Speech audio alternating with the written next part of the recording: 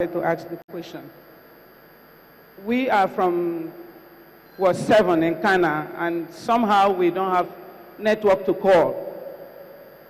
What you are saying now, we confronted because the Hilux I traveled with was the one they decided to pack the INEC material into it, all the boxes, to about 3 sets from 3 units.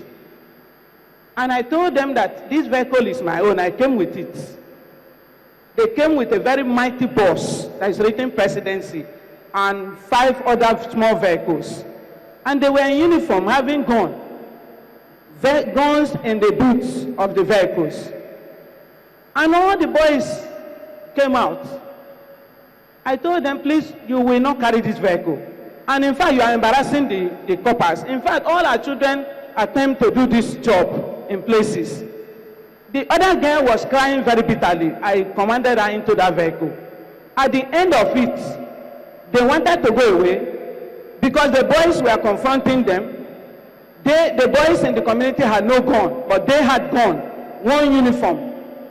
They decided to come back and pack those things into one of their vehicles. And there was nothing the boys could do then because the guns were on them if they will not allow the vehicles to move. There was nothing we could do at that point, Your Excellency. In fact, 2 days ago, questions were still coming to our house. Has she been released? But I said, I'm in the house. My husband on Monday, every day, he said, but she's in the house. What will we have done if it comes to be like that? What will we do when they have come in uniform like that? We are believing you that security will be around. Because the security vehicles that are supposed to run around, move around, there are many places that are so much in the hinterland, interior places like that, that those vehicles are not getting to, whether they are army or police. But we tried to wage this war. But because the gun were with them, we could not wage the war. If it happens so again, how will we wage this war? Thank you very much. Madam, I'll take your question with somebody else.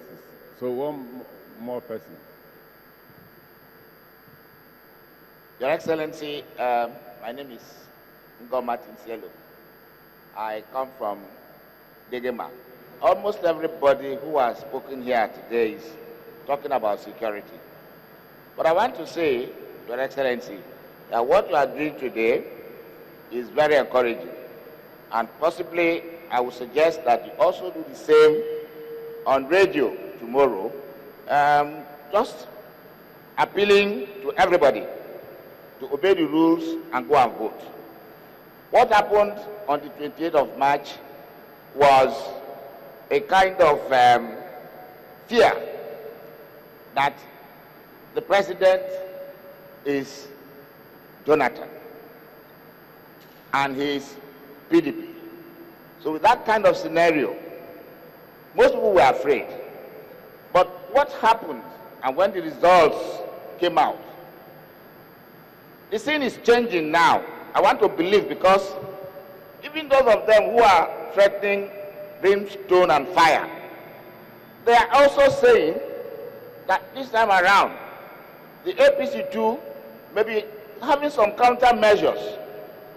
I want to say, Your Excellency, that it will surprise every right-thinking person that the results of the presidential election would read 69,000 votes for a whole APC in the River State.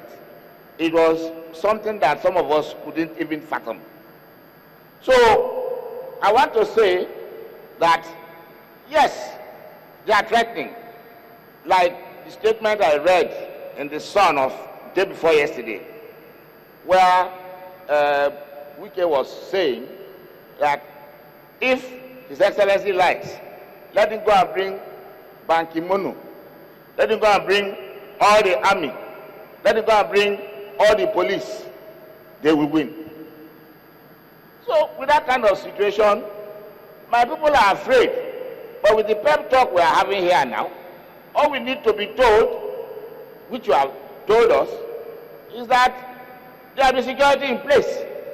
In fact, as at last night, some of us were frantically talking about, independently as Delta people, tied to the police and the army.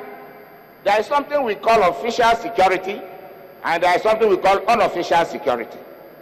The official security is what interests some of us more, because with the changing scenario, Buhari is in place.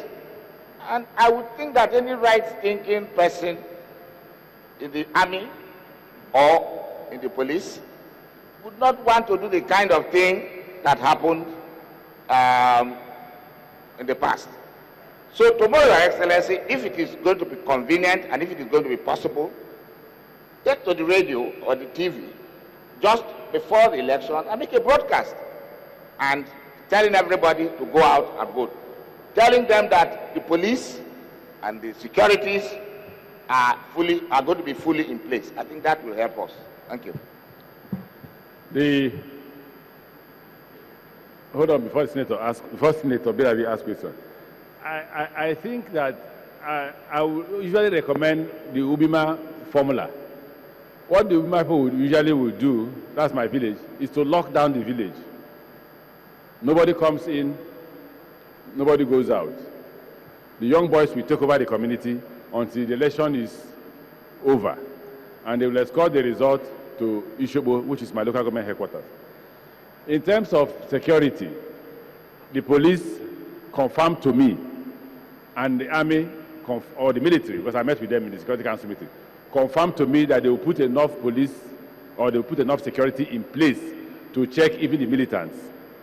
Yesterday, I was informed that they are bringing more policemen, mobile policemen, into Rivers State to protect lives and properties. I've been assured of that. The Commissioner of Police briefed me of that. And they are bringing in more senior personnel to command them.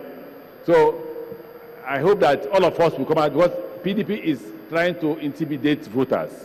They don't believe in voting, they believe in rigging. And like you know, it is no longer a story that the President of Nigeria, May 29, 2015, will be General Muhammad Buhari. We're no longer struggling about that. What the struggle is about is who will be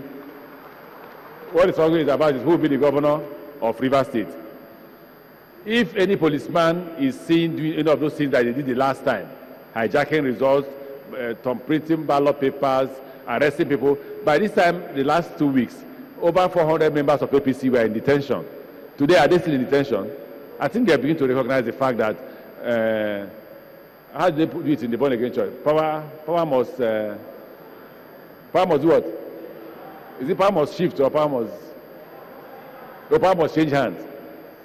So they've agreed, I think they've come to terms with the fact that power has, not that power must change hands, power has changed hands as at now. And if Yeso Wike likes, he can brag as much as he wants. He can abuse us as much as he wants. We want to ensure that the election is free and fair. And Jega owes us that. Anywhere the candidate is not functioning, Jega has said there will be no election there. I mean, they should repeat the election the next day. I hope they will keep to it, because they said all that the last time, and to everybody's surprise, they bypassed the card readers.